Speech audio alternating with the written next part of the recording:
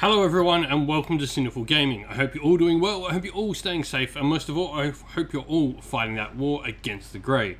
Today's video, we're going to talk Beasts of Chaos, and we're going to talk what we would like to see in the upcoming White Dwarf update for the army. We've got 5 things we want to go over today, talking about things we would like to see in this particular White Dwarf update that we think are likely to be seen in it. Now, with these White Dwarf updates, we're sort of reflecting on the ones we've got, that you don't really see all too much change.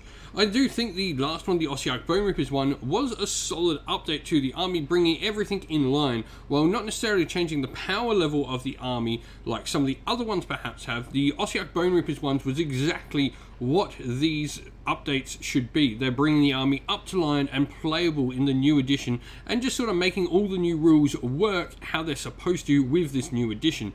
So with that in mind, that's what we're sort of going to be thinking of when we're looking at how we're going to update and want to see the Beasts of Chaos updated in this new way. So with that out the way, let's get cracking on, let's get checking this out. This is 5 things we would like to see in the Beasts of Chaos White Dwarf update. And so, number 1, increasing the range of the Herdstone. So the Herdstone is relatively short range in turn 1. It is only a 6-inch range. I think the fix to this isn't to increase, I guess, the amounts of the range increase, but rather just to increase the base amount.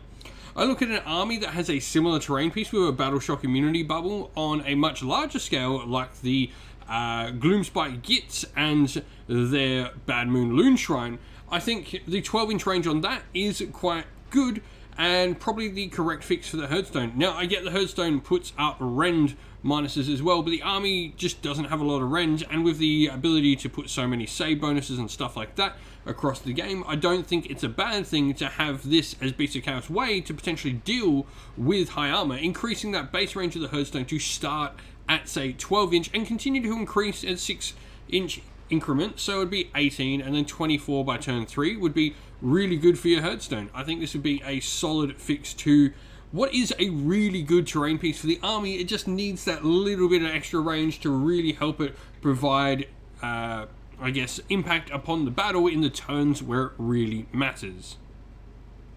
Number 2, Braveherd Ambush to not be locked to turn 1 only. Now, Braveherd Ambush is currently locked to turn 1. Everything that is in Braveherd Ambush must come in at the end of the movement phase on turn 1, and if you're in a particular sub-faction, the Darkwalkers, it is turn 2 for half of those units. Now, I understand that changing this will affect Darkwalkers, but I don't think that Darkwalkers lose anything by having everyone have access to this, because Darkwalkers would still be the only ones able to bring in things like Warherd and indeed Thunderscorn as well, so they still retain their ability to bring in the heavy hitters with Outflank. And if you want, I guess the fix could be to Darkwalkers to allow them to bring in monsters as well, so everything inside Darkwalkers can be brought in from Ambush. Now, doing this, I think, just updates the army to where it should be. No army has these turn 1 restrictions. They all can do it up to turn 3. You put the same restriction where, you know, you can only come in on turn 3 or beyond with your ambushes like all other armies, and if there's left in there, they're destroyed. Same rules apply as everything else. I think this is the fix for the Braveherd Ambush. Next up, number 3, Monstrous Rampages. Now, a lot of other armies got things like heroic actions and mount traits and all of that, and Beasts of Chaos don't really have any need for any of that sort of stuff. We've got some cool abilities in the hero phase with summoning points and the ability of things like the Knowing Eye and all of those things. That can get us some extra command points and do us a whole bunch of things in the hero phase. I don't see a problem with not having more heroic actions for Beasts of Chaos, and mount traits, well, they're not something we're going to get. We don't have mounts in the army. However, Monstrous Rampages, I think, are where the interesting thing lies. There's a ton of different unique and interesting monsters in Beasts of Chaos, and some of them are good and some of them are bad, and probably more of them fall in the bad category. But giving them some unique Monstrous Rampages to do some very unique things in that could be a really interesting way to make some of them at least a thoughtful option in Beasts of Chaos. It won't necessarily fix them, but it can give them that little bit more. I got things and the ideas of, like, not everyone needs to get one. So things like the Gorgon, for example, he's just a damage dealing monster. He's going to stomp. That's all he wants to do. Stomp and roar work for that model. However, things like Cygor, maybe he could have a stomp or an eat where he tries to eat a wizard. So you could have someone stomping, and then you can have this Cygor have his own wizard stomp. and get that. And maybe like the cockatrice can single out a model and roll a dice and do d6 mortal wounds to that model as its monstrous rampage. And it can pick the model that it does as it stares at them and turns them to stone. And other things like that. The Jabberslayer can spit acid and do like a breath weapon attack nearby. For every model within an inch of it, roll a dice on a 6 it's a mortal wound or something like that. You could create these really interesting, unique monstrous rampages for a bunch of the different monsters inside the faction, which I would think would be a really great fix. Next up, battle tactics. So this just seems like battle tactics and grand strategy are going to be something that we're sort of definitely going to get for the army. Now, I'd like to see them focus on our own monsters, doing things with our monsters, a lot of extra points for monsters. This would be a great way to up Beasts of Chaos. They're an army that struggles to control objectives through any sort of numbers. They have generally weak numbers. They need to use multiple small units and stuff like that. So I feel like being able to get some extra points with some monsters and some monster-focused battle tactics would be really interesting.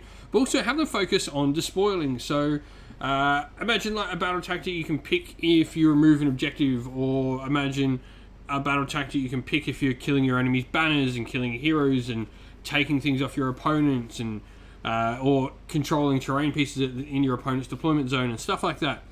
I think those are the sort of battle tactics that need to be for Beasts of Chaos. Have them to look to despoil, pillage, and conquer the, I guess, instruments of man and the buildings and the foundations of everything in the worlds. But battle tactics are going to be something we get. I think they just need to focus on the right sort of things. Number 5, disperse formation army-wide? Or is that too much? Do we simply add a lot of dispersed formation across the army? Of course, the obvious fix to this is giving some extra units some reach. Things like Bestigor probably should have a 2-inch reach, but we're not going to see that in a White Dwarf update for the army. So I think giving dispersed formation to a bunch of different units across the army not only gives that sort of, I guess, hunter-skirmisher feel to the army that they should have, but also just helps a ton of units. Things like Minotaurs and stuff like that become really interesting options if you have dispersed formation. So I really do think that's a part of the army. Like Gors and Bestigors, without getting extra reach, will definitely benefit massively from this. Now, it doesn't need to be the 3-inch, it could be 2-inch on a lot of the units, and you could maybe change this up amongst units, and whether or not that's going to cause issues of remembering which unit's 2, which unit's 1, which unit's 3, which unit's 27, whatever.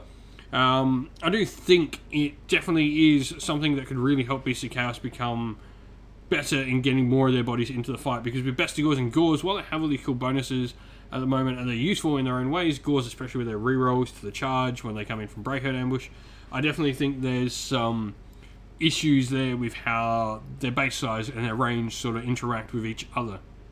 But that is 5 things I'd like to see for Beasts of Chaos from the White Dwarf update. Let us know what you would like to see in the comments below.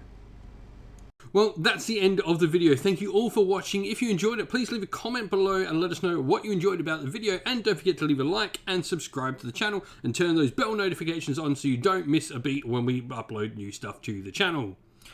Lastly, if you'd like to help support the channel in another way, you can do so either by helping support the channel on Patreon or YouTube members. This allows us to continue to make new content for the channel, exploring other game systems outside of Warhammer Age of Sigmar, like we have started to with things like Elder Scrolls: A Call to Arms and Conquest: The Last Argument of Kings and Warhammer 40,000, and it helps us just continue to make more Age of Sigmar content as well.